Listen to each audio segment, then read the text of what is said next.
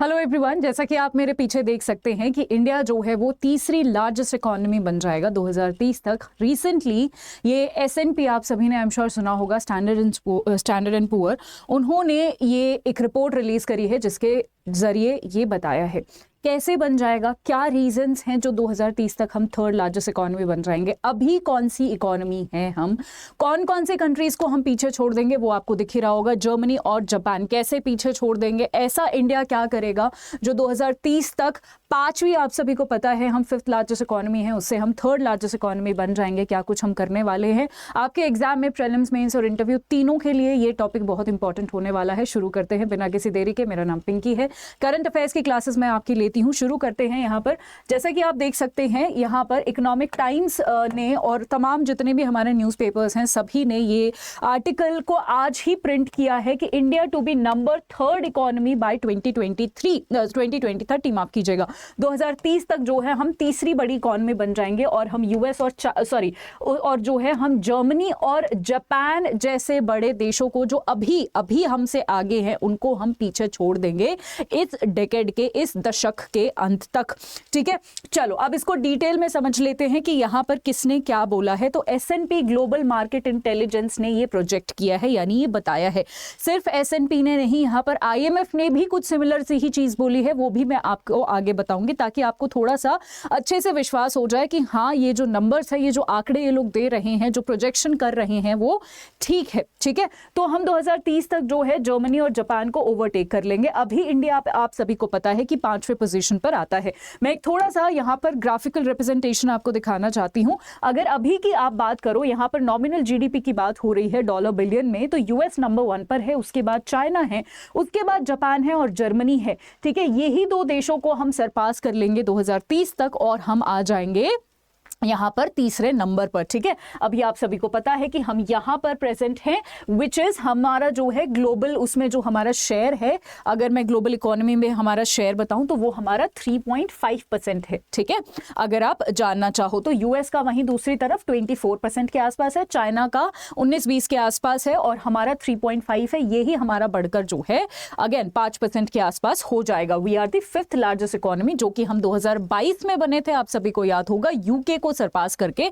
ये ग्राफ वही दिखाता है कि कैसे 2022 में हमने यूके को सरपास किया था and we became fifth largest economy, और अभी हम कुछ सालों में थर्ड लार्जेस्ट इकोनॉमी टारगेट कर रहे हैं। ठीक है, अब ये जो पूरा है यहाँ पर आप सभी को पता है, अगर मैं पूरी दुनिया की बात कर रही हूँ तो मैं थर्ड लार्जेस्ट इकोनॉमी बोल रही हूँ, बट अगर मैं एशिया रीजन में बात करूँ, ठीक है, एशिया स्पेसिफिक में बात करूँ, तो वापस आएंगे हम। एशिया में कौन सी यहाँ पर कंट्री पड़ती है? यूएस तो है नहीं, है ना?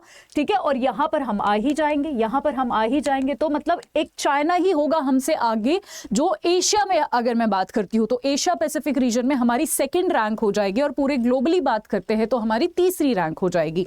ठीक है, ये रैंक एग्जामिनर जिस हिसाब से आपको पूछे, एशिया पैसिफिक का पूछे तो सेकंड नंबर पे हम आ जाएंगे, अगर ग्लोबली पूछे तो तीसरे नंबर पर हम आ जाएंगे। ठीक है, वही एग्जैक्टली यहाँ पर लिखा हुआ है। यूएस एक डेफिनेटली अभी भी है और वो आगे भी नंबर 1 ही रहने वाला है। अब हम एग्जैक्टली जीडीपी के आंकड़े की बात कर लेती हूँ कि क्या है और क्या होने वाले हैं। तो यहाँ पर नॉमिनल जीडीपी की बात हो रही है, जो कि यहाँ पर फोरकास्ट हो रहा है टू राइज 3.5 ट्रिलियन है, मैंने अभी अभी दिखाया। ठीक है, हमने यहां पर देखा 3.5 ट्रिलियन है, यही बढ़कर 7.3 यहां पर देख सकते हो आप। ठीक है, 7.3 ट्रिलियन जो है वो होने वाला है। 7.3 ट्रिलियन हम बढ़ जाएंगे और हम यहां पर पहुंच जाएंगे, यानी हमारा जो एक कहीं ना कहीं शेयर है वो भी बढ़ेगा। ठीक है, सो ये आपको याद रखना है। वहीं दूसरी तरफ अगर मैं जापान और जर्मनी का भी बात करूं तो वो भी कहीं ना कहीं मतलब उनसे हम आगे बढ़ जाएंगे, ये एक नंबर बताया हुआ है, इन्होंने ही ये बात कही है। ठीक है, अगेन जो एसएनपी ने बात बोली थी, जैसा कि मैंने बोला, सिमिलर से ही बात आईएमएफ ने भी बोली है। ठीक है, तो आईएमएफ ने भी कुछ ना कुछ यही ऐसा ही बोला था कि we will become the third largest economy 2030 से पहले ही बन जाएंगे। जी, हम आईएमएफ तो और भी जल्दी बोल रहे हैं कि 2027 तक ही बन जाओगे आप थर्ड लार्जेस्ट इकोनॉमी। ठीक है, और यहां पर बोल रहे हैं वो India economy would be 5.43 trillion against the Germany का 5.33 ट्रिलियन, और Japan would be the fifth, Japan 5वें नंबर पर आ जाएगा 4.57 ट्रिलियन के साथ। ठीक है, सो ये तो बोल रहे हैं कि हम 2026-27 तक ही यहां पर पहुंच जाएंगे। लेट्स सी कि कैसे चीजें फेवरेबल रहती हैं, नहीं रहती हैं, क्या होता है और हम कहां पर एग्जैक्टली पहुंचते हैं। ठीक है। हालांकि एक और यहाँ पर इन्होंने पॉइंट दिया है कि एफडीआई जो है वो, अच्छा अब हम ना थोड़ा थोड़ा अब रीजंस की तरफ चलेंगे कि रीजंस क्या रहे हैं एक्चुअली में, आखिर रीजन क्या रहे हैं जिसकी वजह से हम इतना ग्रो करने वाले हैं। तो सबसे पहले एफडीआई की बात करते हैं। एफडीआई अगेन इन्होंने बोला है कि जी बहुत फेवरेबल तो नहीं रहा है, बट ठीक ठाक एफडीआई आ रहा है इंडिया में। फॉरेन डायरेक्ट इन्वेस्टमेंट जो है, जो बाहर का जो निवेश है वो आ रहा है, ठीक है। अगर यहाँ पर इन्होंने बोला है कि 2021-22 के साथ कंपेयर करो तो थोड़ा कम हुआ है। आप अगेन यहाँ पर देख सकते हैं 71 बिलियन हुआ है इस साल में, अगर मैं पिछले साल के 85 बिलियन के साथ कंपेयर करती हूं तो, ठीक है। बट फिर भी बोला गया है कि मॉडरेट है, क्योंकि पूरा ग्लोबली सारी चीजें ठीक नहीं चल रही है, तो उन सबको मद्देनजर रखते हुए जो हमारे यहां पर एफडीआई है वो मॉडरेट आ रहा है। इट्स नॉट बैड, ठीक है। सो डेफिनेटली ये ठीक है। एफडीआई के बारे में क्योंकि बात कर रहे हैं तो एक क्वेश्चन जो हमेशा आता है कि एफडीआई सबसे ज्यादा कहां से आ रहा है, तो उसके भी आंकड़े देख लेते हैं।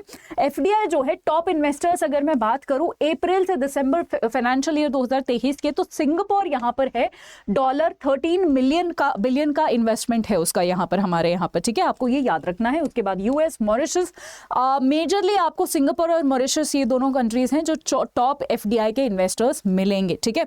अगर आपको यहां पर मंथ्स देखना है तो अप्रैल से दिसंबर फाइनेंशियल ईयर 2023 का आप देख सकते हो 36.7 बिलियन आया है हमारे यहां पर। वहीं इसको मैं पिछले साल के मुकाबले कंपेयर करती हूं तो 43 आया था, तो 43 से थोड़ा कम हुआ है, 36 पर हम पहुंच गए हैं।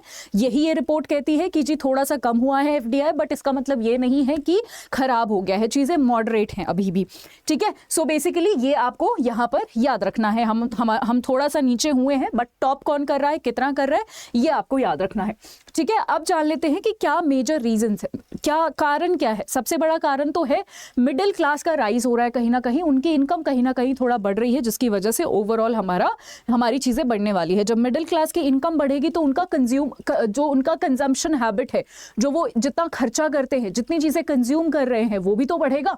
तो यानी वो मार्केट में खर्च ज्यादा करेंगे ना, तो ओवरऑल ग्रोथ ज्यादा बढ़ेगी, ठीक है। तो वही वो फास्ट ग्रोइंग मिडिल क्लासेस और उनका कंज्यूमर का जो स्पेंडिंग है वो बढ़ रहा है, ठीक है। डोमेस्टिक कंज्यूमर मार्केट में जो है हम थोड़ा रैपिडली हम ग्रो कर रहे हैं। उसके साथ साथ हमारे यहाँ का इंडस्ट्रियल सेक्टर भी जो है ग्रो कर रहा है, जिसकी वजह से बहुत सारे बाहर के लोग भी और अदरवाइज भी यहाँ पर हमारे अलग अलग सेक्टर्स में ग्रोथ हो रही है, जैसे वो मैन्युफैक्चरिंग हो, चाहे वो इंफ्रास्ट्रक्चर हो, चाहे वो हमारी सर्विसेज हो।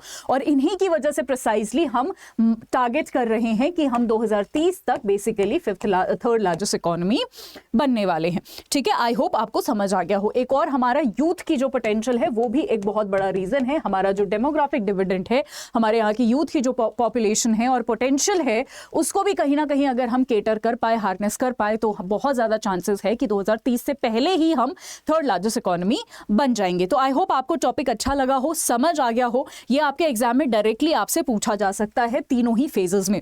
अब अगर आप किसी भी एग्जाम की तैयारी कर रहे हैं, चाहे नाबार्ड ग्रेड ए का फेज 2 हो, चाहे NHB हो जिसकी क्लासेस हमारी 26 अक्टूबर से शुरू होने वाली हैं, या फिर RBI grade B officers 3.0 batch हो, आप हर एक चीज में एनरोल कर सकते हैं।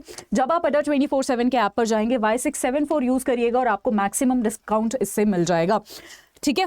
ये एक मेरा बैच है द बिगर पिक्चर प्लस, जहां पर मैं 1 साल के करंट अफेयर्स करवाती हूं, क्योंकि आजकल एग्जाम हो गए जी डिफिकल्ट। अब आप 3-4 महीने में प्रिपेयर नहीं कर सकते हो। करंट अफेयर एक ऐसी चीज है जिसमें आपको बैंकिंग के करंट अफेयर पढ़ने हैं, फाइनेंस के करंट अफेयर पढ़ने हैं, इकोनॉमी के करंट अफेयर्स पढ़ने हैं, अदरवाइज सारी चीजें पढ़नी है, RBI सर्कुलर पढ़ने हैं, गवर्नमेंट स्कीम पढ़नी है, सारी चीजें मैं यहाँ पर आपको करवाऊंगी सारे ही फेजेस के लिए। ये बिगर पिक्चर प्लस का एक बैच है जिसमें आपको जुलाई 2024 तक के करंट अफेयर्स मिलेंगे, ताकि बीच में जितने भी एग्जाम हैं आप सारे इसी एक बैच से कवर कर सकते हो। 1 साल का स्टैटिक GA भी मैं इसमें कवर करवाऊंगी, और आगे भी जो मैंने बैच बताए और ये वाला भी जो बैच है, everything is included in bank Mahapack plus और रेगुलेटरी महापैक। तो आप डायरेक्टली इनमें भी, मैं तो आपको सजेस्ट करूंगी कि आप बैंक महापैक प्लस के थ्रू और रेगुलेटरी महापैक के थ्रू ही एनरोल कीजिए, ताकि इसमें आपको लंबे समय तक के लिए कोर्स मिले और अपडेटेड होता रहे, अपडेटेड कोर्स मिलते रहे आपको, ठीक है। अगेन कोड सेम रहेगा Y674। अगर आपको मेरे साथ जुड़ना है या कोई भी आपके डाउट पूछना है या कोई भी सजेशन है, पिंकी करंट अफेयर्स @24/7 ये मेरा टेलीग्राम है, आप मुझसे यहाँ पर जुड़ सकते हैं। आज के लिए इतना ही। सेशन जैसा भी लगा मुझे कमेंट सेक्शन में जरूर बताइएगा, और अगर किसी और टॉपिक पे आप मुझसे एक डिटेल्ड एनालिसिस चाहते हैं तो मुझे वो भी आप कमेंट सेक्शन में बता सकते हैं। Thank you so much everyone, have a good time ahead, bye bye.